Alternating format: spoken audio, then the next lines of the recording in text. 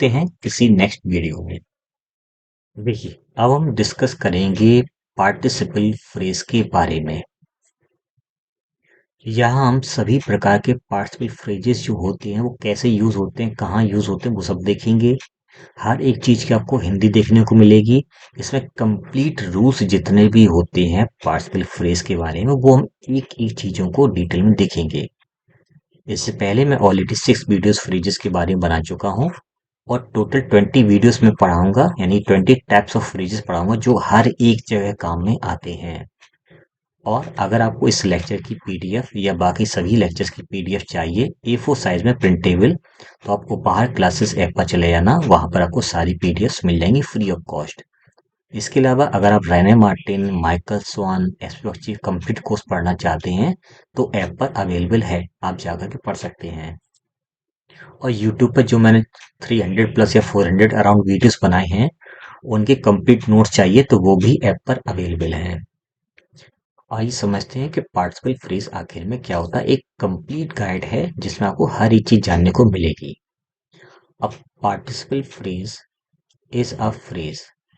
Participle phrase एक phrase होता है दैट बिगिंस विद पार्टिसिपल, जिसमें पार्टिसिपल मुख्य या हेडवर्ड होता है। बेसिकली ये एक वर्ब का फॉर्म होता है जो एक एडजेक्टिव तरह काम करता है। एंड इंक्लूड्स इट्स, और इसके अंदर यानी कि एक एडजेक्टिव के अंदर क्या क्या हो सकते हैं, उसमें उसका मॉडिफायर हो सकता है, उसमें ऑब्जेक्ट्स होते हैं, उसमें कॉम्प्लीमेंट्स हो सकते हैं जो कि उसको फ्रेज बनाने में काम करता है।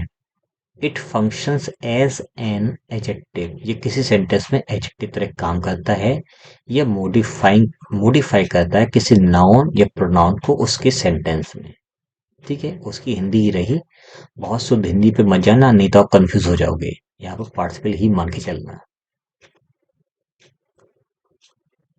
अब स्टार्ट करने से पहले पहले उसके कुछ मेन पॉइंट्स जो हैं उनको समझ लेते हैं ताकि हमें पार्टिसिपल फ्रेज एक ही बार में समझ में आ जाए।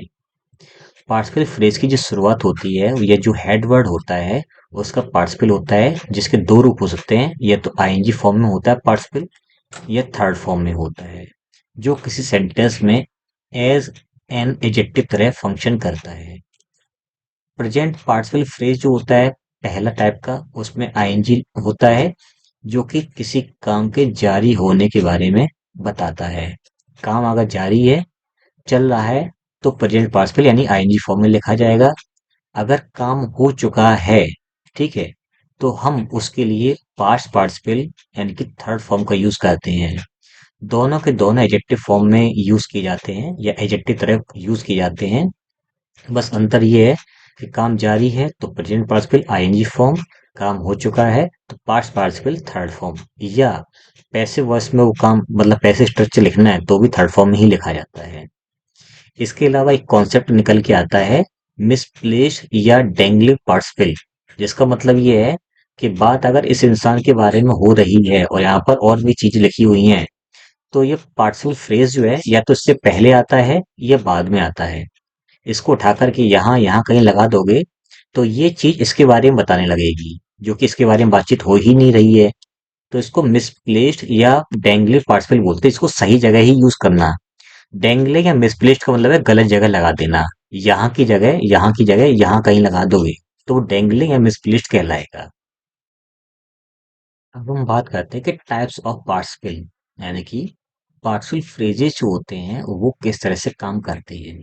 तो पहला है प्रेजेंट पार्टिसिपल फ्रेज, जो कि आईएनजी फॉर्म में होता है, यानी कि इसकी स्टार्टिंग जो है या इसका जो हेड वर्ड होता है उसमें आईएनजी फॉर्म में वो बना हुआ होता है। ये किसी सेंटेंस में एडजेक्टिव का काम करता है जो किसी नाउन या प्रोनाउन को मॉडिफाई करता है। दूसरा होता है पास्ट पार्टिसिपल फ्रेज, जिसमें थर्ड फॉर्म होती है या इसका रूप थर्ड फॉर्म जैसा होता है, और ये सेंटेंस में वही किसी नाउन और प्रोनाउन को मॉडिफाई करता है। और ये थर्ड फॉर्म जैसे कि रिटन है, ब्रोकन है, पेंटेड है, इनके साथ में हेल्पिंग वर्ब नहीं होती, ये ऐसे ही लिखे जाते हैं।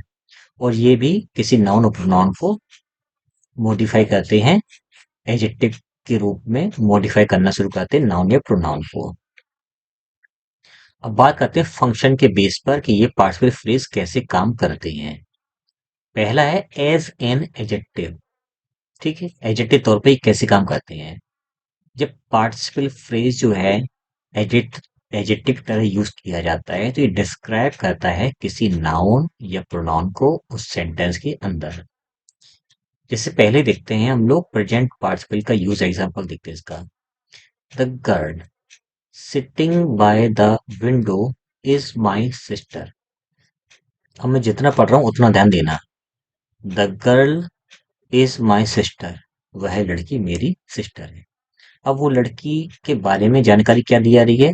जो कि विंडो विंडो के पास बैठी हुई, जो खिड़की के पास बैठी है, कौन बैठी है? वो लड़की। तो प्रेजेंट पार्टिसिपल आपका आईएनजी फॉर्म में लिखा हुआ है। इसके साथ में एक मॉडिफायर जुड़ा हुआ है जो कि प्रेपोजिशनल फ्रेज है। इस सिटिंग के बारे में एडिशनल इंफॉर्मेशन दे रहा है और ये कंप्लीट फ्रेज जो कि पार्टिसिपल फ्रेज है, ये आपका इस लड़की के बारे में एडिशनल इंफॉर्मेशन दे रहा है।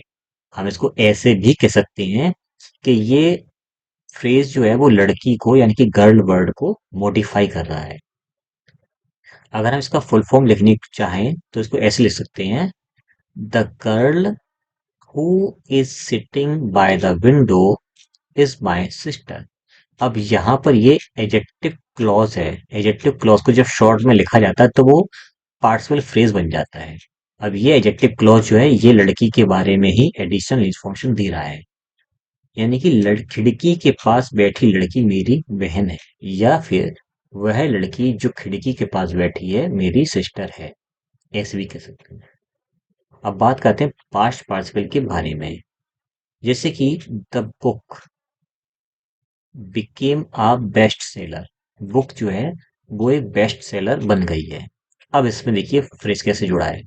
Written past participle by JK rolling, prepositional phrase है। इस रिटन के बारे में एडिशनल इंफॉर्मेशन दे रहा है। ये कंप्लीट पास्ट पार्टिसिपल फ्रेज है। वह बुक जो जेके रोलिंग के द्वारा लिखी गई है बेस्ट सेलिंग बुक बन गई है। तो ये फ्रेज जो है बेसिकली इस बुक के बारे में एडिशनल इंफॉर्मेशन दे रहा है। हम ऐसे भी कह सकते हैं कि बुक को ये फ्रेज मॉडिफाई कर रहा है। ठीक है, तो हम इसको फुल फॉर्म में कैसे लिखेंगे? द बुक वह किताब that was written by JK Rowling जो जेके रोलिंग ने लिखी थी बिकेम अ बेस्ट सेलर, वह बेस्ट सेलर बन गई। तो जेके रोलिंग द्वारा लिखी गई किताब एक बेस्ट सेलर बन गई या बेस्ट सेलर बुक बन गई। इस तरह से कुछ और एग्जांपल्स देखते हैं ताकि हमें प्रेजेंट पार्टिसिपल फ्रेज और अच्छी तरह समझ में आ जाए। जैसे कि बेसिकली डैंगलिंग वाले होते हैं, यानी इनका सही प्लेसमेंट क्या होता है।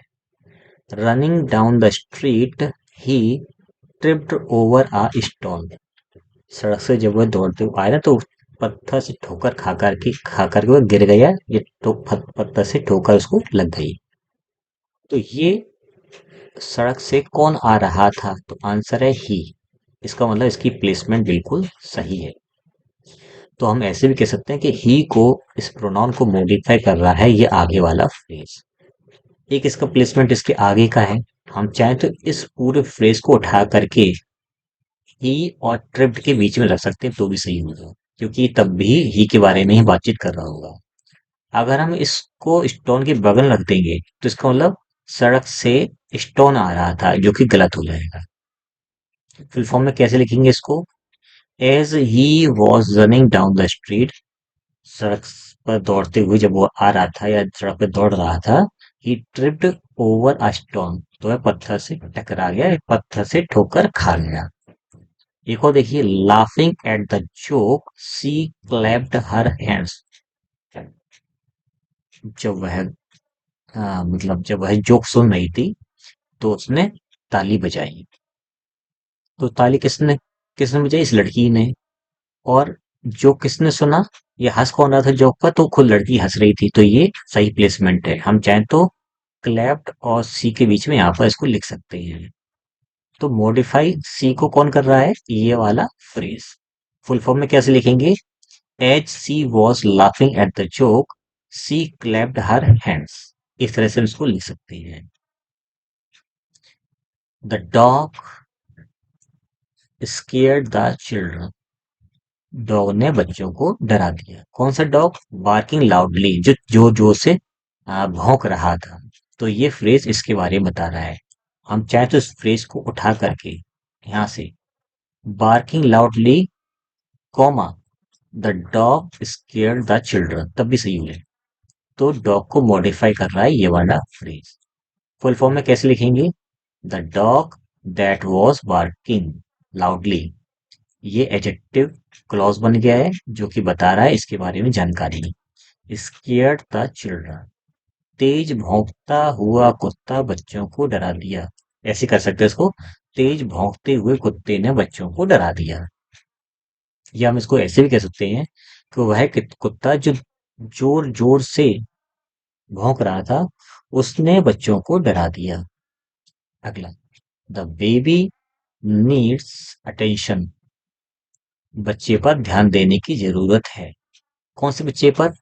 क्राइंग इन द क्रिब, जो पालने में, जो पालना होता है, पैराम्बुलेटर जो होता है, उसमें जो बच्चा रो रहा है उसको ध्यान देने की जरूरत है। तो ये फ्रेज जो है ये मॉडिफाई कर रहा है उस बच्चे को। हम इसको उठा के पहले भी लिख सकते हैं, crying in the crib the baby needs attention, इस बच्चे को जरूरत है ध्यान देने की। तो इसको फुल फॉर्म में कैसे कन्वर्ट करेंगे एडजेक्टिव क्लॉज में? द बेबी, वह बच्चा, who is crying in the crib, जो पालने में रो रहा है, नीड्स अटेंशन, उस पर ध्यान देने की जरूरत है। यानी कि पालने में रोते हुए बच्चे पर ध्यान देने की जरूरत है या ध्यान देने योग्य है। कुछ और एग्जांपल देखते हैं अब हम पास्ट पार्टिसिपल फ्रेज के बारे में और बड़ी ही गहराई से चीजों को समझने की कोशिश करते हैं। Tired after a long journey he went to sleep, मतलब बहुत लंबी यात्रा करने के बाद वह सोने चला गया। तो सोने का काम तो ही ने किया, लेकिन थका कौन यात्रा से? वो खुद ही। तो इसका प्लेसमेंट सही है।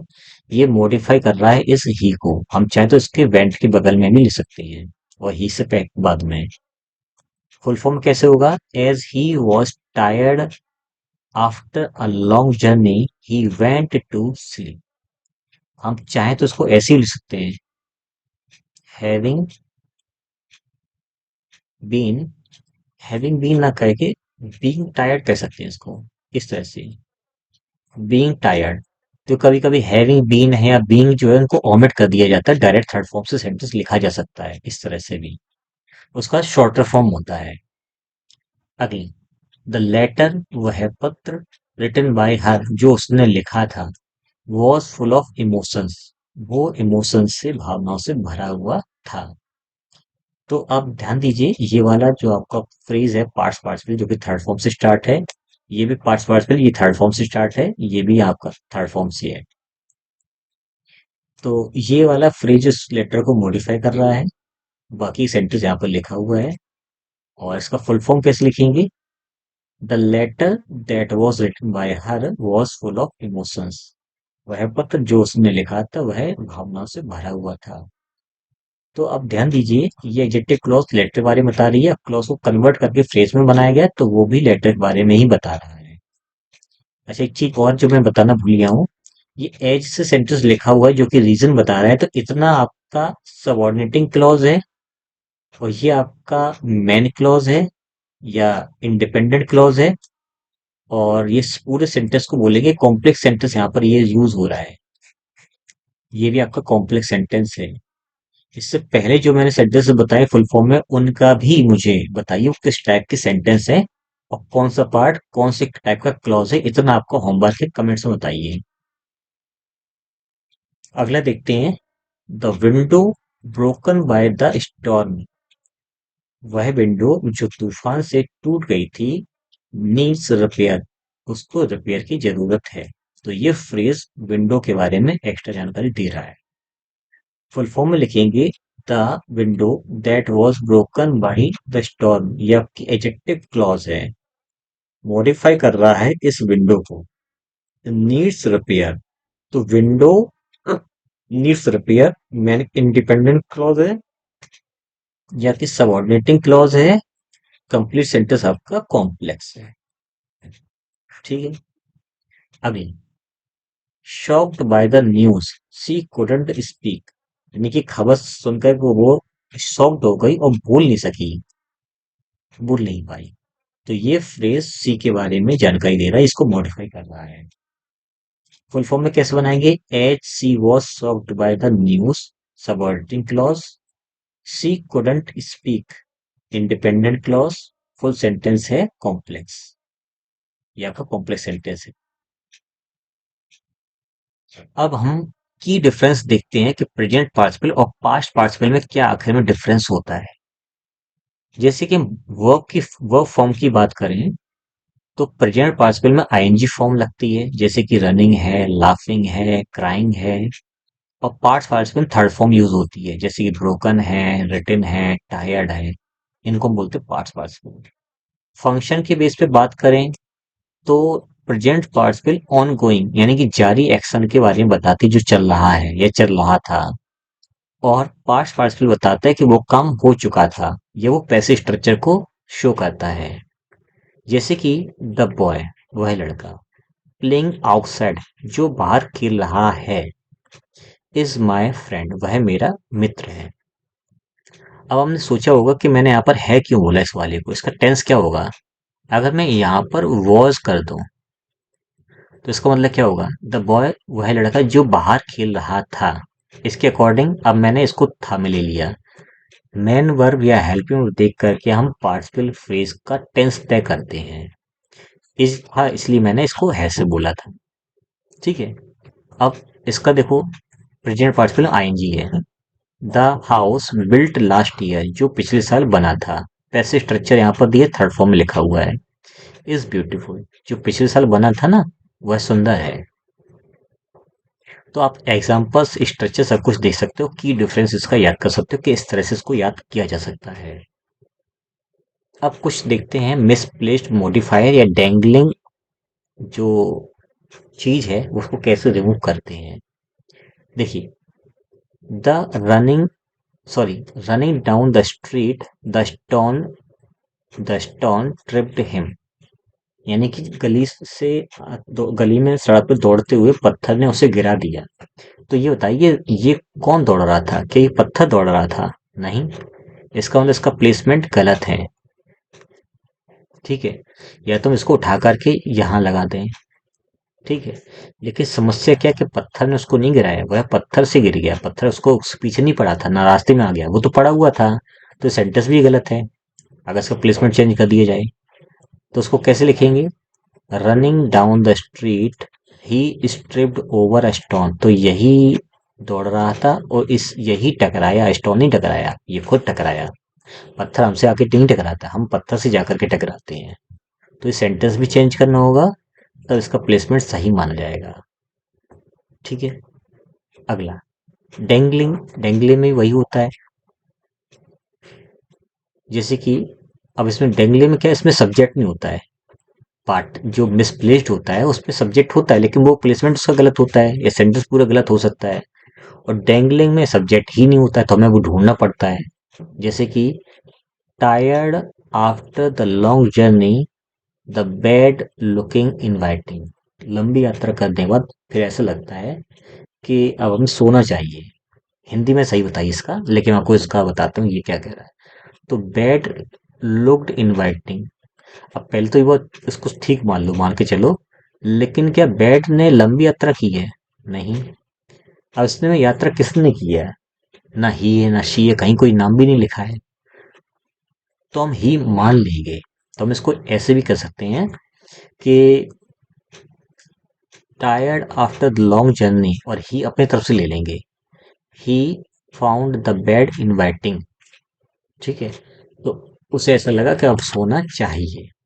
तो ये प्लेसमेंट इसके लिए यहाँ पर हुआ है। अब ये सेंटेंस हमारा सही है।